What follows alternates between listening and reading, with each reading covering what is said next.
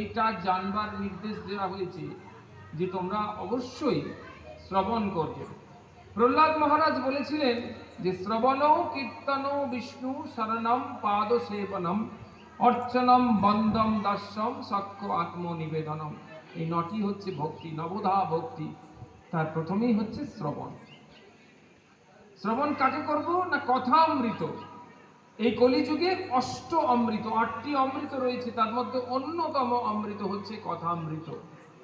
প্রথমে বলা হলো নামামৃত, দ্বিতীয় হচ্ছে কথামৃত, তৃতীয় হচ্ছে প্রসাদামৃত, চতুর্থ হচ্ছে চরণামৃত, পঞ্চম কি সঙ্গামৃত, ষষ্ঠ হচ্ছে চরিতামৃত, সপ্তম হচ্ছে দানামৃত, আর অষ্টম হচ্ছে সেবামৃত।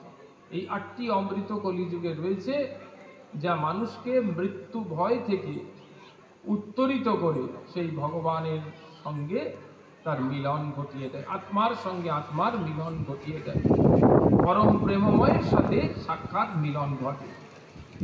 তো সেই 6টা প্রশ্ন ভাগবতে কি কি বলা হয়েছে? বলছে জনসাধারণের এই কলিযুগের সমস্ত সন্তানদের পরম মঙ্গল বা শ্রেয় কিভাবে সাধিত হবে আপনি কৃপা করে বলুন। সমস্ত শাস্ত্রের সার অতিসার কি? এটি দ্বিতীয় প্রশ্ন। ভগবান শ্রী গোবিন্দ কেন অবতীর্ণ হলেন? এটা তৃতীয় প্রশ্ন। জড় জগৎ সৃষ্টিতে ভগবানের কার্যকলাপ সেগুলো সব আমাদেরকে বলুন, এটা চতুর্থ প্রশ্ন।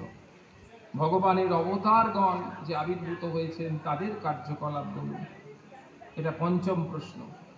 আর ভগবান যখন অপ্রকট হচ্ছেন, নিত্য লীলায় প্রবেশ করছেন, দাপর লীলা পরিসমাপ্ত করে, তখন এই সনাতন ধর্ম কার শরণাপন্ন হলো সেটি আমাদেরকে বলুন।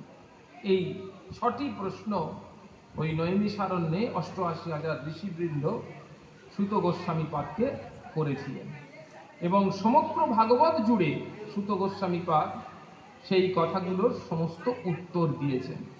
সেই উত্তরগুলো আমরা একটু একটু করে জানব। কাহিনী এবং তত্ত্ব দুটির মাধ্যমে শ্রীমদ্ ভাগবত আমরা আস্বাদন করার চেষ্টা করছি। সেখানে বলছে কি? বলছে কিম ভূষণাৎ ভূষণামস্তি, জগতে সব থেকে বড় অলঙ্কারের থেকেও শ্রেষ্ঠ অলঙ্কার কি? ভাগবত বললেন শীলম। শীলম মানে সদাচার, সবসময় শুদ্ধ আচরণ করো, ভালো আচরণ করো, তাহলে সেটাই হবে তোমার জীবনের সব থেকে বড় অলঙ্কার। ভাগবতকে জিজ্ঞাসা করলো তীর্থম পরম কিম, সব থেকে বড় তীর্থ কোনটি? ভাগবত বলল বিশুদ্ধা মনসা পরা, সমন বিশুদ্ধ। বিশুদ্ধ মনই হচ্ছে সব থেকে বড় তীর্থ, কারণ সেখানে তীর্থ দেবতা সব সময় বিরাজ করেন। আমরা 6টা প্রশ্নের উত্তরের মধ্যে রয়েছি। কিম অত্র হেয়ম, এই জগতের সব থেকে হেয় বস্তু, কত তাড়াতাড়ি কত শীঘ্র সম্ভব যাকে পরিত্যাগ করা যায় সেটা কি? বলছে কনক কান্তা, মানে কামিনী আর কাঞ্চন। বঞ্চিত কাম কাঞ্চন অতি নিন্দিত ইন্দ্রিয় রাগ, বঞ্চন কাম কাঞ্চন অতি নিন্দিত ইন্দ্রিয় রাগ। এটি সব থেকে হেয় বস্তু, যেগুলোকে খুব তাড়াতাড়ি যত শীঘ্র সম্ভব কায় মনোবাক্যে ত্যাগ করতে হবে, সেটা হচ্ছে কামিনী কাঞ্চন। এখানে 2টির কথা বলেছে, কিন্তু অন্যান্য পুরাণে 3টির কথা বলেছে। সেটা কি? 3টি ক। প্রহ্লাদ মহারাজকে যতবারই তার গুরুদেব শুক্রাচার্যের ছেলে ষণ্ড আর অমর্ক তারা তাকে বর্ণতন্ত্র শেখাতো, সে বর্ণের প্রথম ব্যঞ্জন বর্ণটি ছিল ক। যখনই ক বলতো প্রহ্লাদ মহারাজের সঙ্গে সঙ্গে কৃষ্ণ ভক্তির উদয় হতো, কৃষ্ণ প্রেম জাগ্রত হতো। আর সেই ক দিয়েই 3টি তৈরি হয়েছে, 3টি শব্দ, যে 3টি শব্দ আমাদের ভাগবত ধর্ম জীবন যাপনের অন্তরায়। সেটা হলো কাম, কাঞ্চন আর কীর্তি। আমরা সবসময় কামনার দ্বারা বশীভূত হয়ে ভাগবত ধর্ম থেকে সরে আছি। কাঞ্চন মানে লোভ, কাঞ্চন মানে সোনা, কিন্তু এখানে কাঞ্চন মানে হচ্ছে লোভ। আমরা লোভের দ্বারা বশীভূত হয়ে ভাগবত ধর্মে বঞ্চিত হয়ে আছি। আর একটা হচ্ছে কীর্তি, আমরা সবসময় যশ লাভের জন্য, কীর্তি লাভের জন্য ব্যস্ত হয়ে আছে, এবং যাতে আমার নাম, যশ, খ্যাতি, প্রতিপত্তি চারদিকে ছড়া, এসবের দিকে আমরা মগ্ন হয়ে গেছি। শেষে কি বলছেন? শ্রাব্যম সদা কিম, কি শোনা উচিত সব সময়? ভাগবত বলল তিনটি জিনিস: গুরু, শাস্ত্র, বেদ বাক্যম। সবসময় গুরুর কথা শোনা উচিত, প্রাজ্ঞদের কথা শোনা উচিত, আর শাস্ত্রের কথা শোনা উচিত। তাই বলছে এই কলিযুগে 5টি সত্য: মন্ত্র সত্যম, পূজা সত্যম, সত্যমেব নিরঞ্জন, গুরু বাক্যম সদা সত্যম, সত্যমেব পরম পদম। সবসময় পরম পদ সেবন করা উচিত। কারণ কলিযুগে চাক্ষুষ দর্শন, ভগবানের সাক্ষাৎ দর্শন খুব বিরল। ওই সদাচারের মধ্য দিয়ে, সৎ জীবন যাপনের মধ্য দিয়ে, পরোপকারের মধ্য দিয়ে, শুদ্ধ আচার আচরণের মধ্য দিয়ে আমরা ভগবত সাক্ষাৎকার অনুভবের মাধ্যমে করতে পারি। বৃন্দাবনের একজন বিরাট সাধক ছিলেন, তার নাম ছিল রাধা বাবা, পূজ্যপাদ রাধা বাবা, একজন ভগবত সাক্ষাৎকার মহাপুরুষ।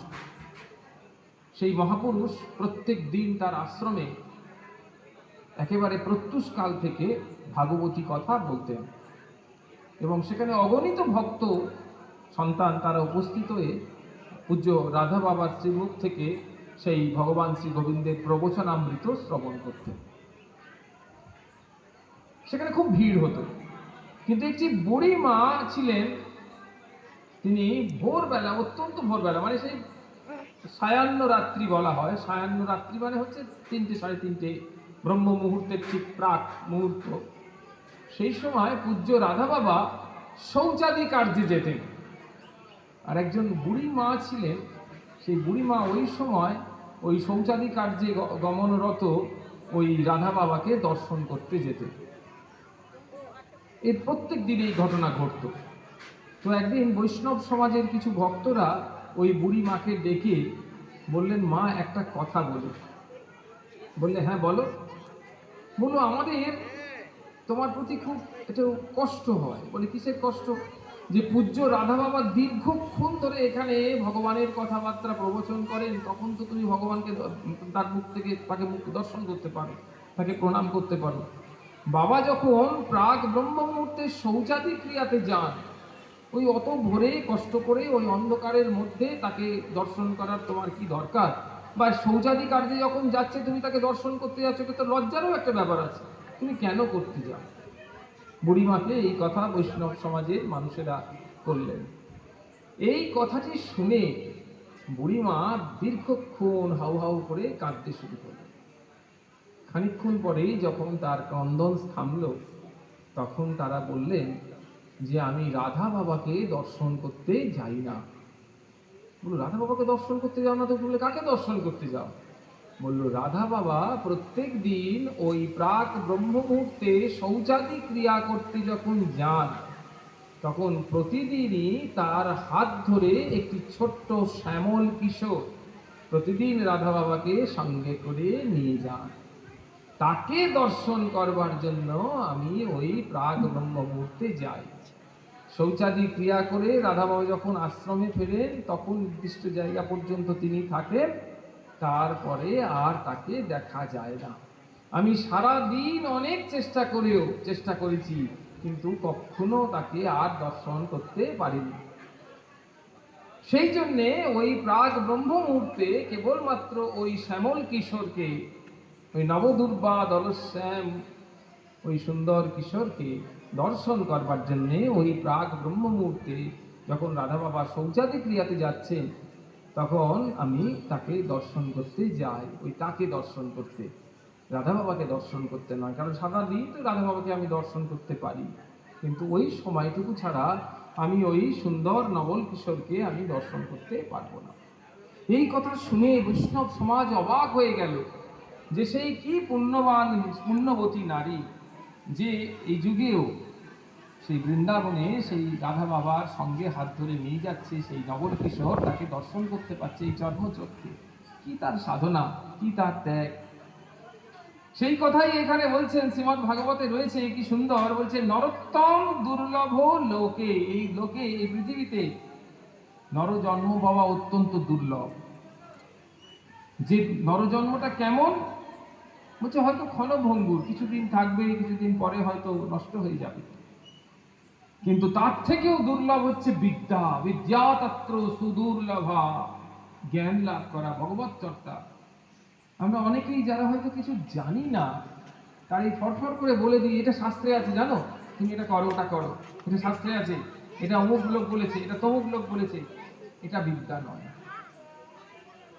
এটাকে বলা হয় পল্লবগ্রাহিতা, প্রত্যেকটা বিষয় সম্পর্কে অল্প অল্প অল্প অল্প জ্ঞান, কিন্তু আসল জ্ঞান ওখানে নেই। আসল জ্ঞান হচ্ছে শাস্ত্রে। ভগবান বলেছেন তস্মাৎ শাস্ত্রম প্রমাণন্তে, কার্য অকার্য ব্যবস্থিত। কোনটা কার্য কোনটা অকার্য কে বলে দেবে? বললো শাস্ত্র বলে দেবে। শাস্ত্রই প্রমাণ, এবং শাস্ত্রে যা লিপিবদ্ধ আছে, যারা সেটিকে পালন করে তারা শাস্ত্র উচিত জীবন যাপন করছে। বাইরের কিছু মানুষ যদি বলে যেটা শাস্ত্রে নেই, ওটা শাস্ত্রে নেই, তাতে কিছু যায় আসে না। শাস্ত্র কিন্তু এই কথাই বলেছে, ঠিক এইরকম ভাবে এই শাস্ত্র নির্দেশ দিয়েছে, এবং সেটি পালন করার মধ্য দিয়েই আমরা যথার্থ শাস্ত্রীয় জীবন যাপন করতে পারি। তাই বললো যে নরোত্তম দুর্লভ লোকে, সব থেকে দুর্লভ হচ্ছে মনুষ্য জন্ম পাওয়া। কিন্তু মনুষ্য জন্ম পেয়েও যথাযথ শাস্ত্রবিহিত জীবন যাপন করা, গুরুজনদের প্রতি শ্রদ্ধা রাখা, গুরু কৃষ্ণ বৈষ্ণবের কৃপা পেয়ে তাদের পদানুসরণ করা, গুরু দীক্ষা লাভ করা, ভাগবত কথা শোনা, এটি আরো দুর্লভ। তারপরে বলছে কি, সেগুলো শুনে নিয়ে যদি আমরা জীবনে পালন না করি তাহলে কিছু হবে না, তাহলে পালন করা আরো দুর্লভ। কিন্তু সব থেকে দুর্লভ কোনটি? বলছে বিনয় তত্র সুদুর্লভা, বিনয় অবলম্বন করা, বিনয় পাওয়া, সেটি হচ্ছে সব থেকে বেশি দুর্লভ। আর এই বিনয় হচ্ছে শ্রীমতী রাধারানীর যেন বাহন। যারা যত বেশি বিনয় প্রাপ্ত, যাদের মধ্যে যত বিনয়, তারা ভগবানের কৃপা তত কাছাকাছি। বিনয় তারা অবলম্বন করতে পারে। তারপরে বলছে কি, দুর্লভ মানুষ দেহ দেহিনাম স্থানভঙ্গুর, মানুষের দেহ অত্যন্ত দুর্লভ, মনুষ্য জীবন পাওয়া। আর দেহিনাম ক্ষণভঙ্গুর, হয়তো বেশ কিছুদিন থাকবে, তারপরে হয়তো ভেঙে পড়বে, দেহটা নষ্ট হয়ে যাবে, চলে যাবে, আত্মা সেই দেহ পরিত্যাগ করে। কিন্তু যতদিন সেই আত্মা এই দেহ অবলম্বন করে রয়েছে, তত্রপি দুর্লভম মন্যে বৈকুণ্ঠ প্রিয় দর্শনম, সেই বৈকুণ্ঠ শ্রীহরির যারা ভক্ত, তাদের যারা ভক্ত, তাদের সঙ্গ করার মতো পবিত্র দিন আর কিছু নেই। এটা একটা সুন্দর জীবন, যে আমরা ভাগবত ভক্তদের সঙ্গে নিয়ে ভাগবত রস আস্বাদন করছি। এটি বাড়িতে বসে আমরা ভাগবত পাঠ করতে পারতাম, কিন্তু এই যে ভাগবত ভক্তদের সঙ্গে নিয়ে যে ভাগবত রস আস্বাদন করা, এটিকে সব থেকে বেশি গুরুত্ব দেওয়া হয়েছে শাস্ত্রে, সব থেকে বেশি গুরুত্ব। শাস্ত্রে কিরকম বলা হয়েছে বলে একটি সুন্দর উদাহরণের মাধ্যমে বলা হয়েছে। কিরকম বলছে, যে একদিন কৈলাসে বাবা শিব শঙ্কর, মহাকাল, মহামৃত্যুঞ্জয় ভৈরব, যাকে প্রণাম করা হয়েছে, শাস্ত্রী খুব সুন্দর করে বলছে,